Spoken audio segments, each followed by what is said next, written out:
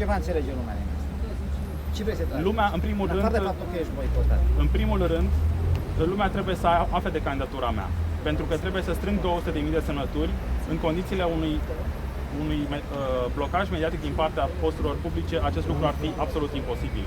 Însă, iată, vă mulțumesc că ați răspuns apelului nostru și ați venit aici. Este foarte important așadar ca fiecare voce publică, fiecare candidatură să beneficieze măcar de o promovare minimală, măcar de o informare minimală, astfel încât cetățenii să decidă în cunoștință de cauză dacă acordă semnătura lor unui candidat pentru a strânge cele 200.000 de semnături sau dacă vor merge și la vot și vor vota în favoarea unuia dintre candidați. Știi că dacă nu-ți dai foc pe bune, nu mai vine nimeni la acțiunile tale. Sper că seta de sânge nu este chiar așa de mare în rândul jurnaliștilor. Eu sper că acest eveniment, acest moment va fi înțeles la justele lui proporții, cu justele lui motivații și că vă veți bucura cu toții de ceea ce vom face.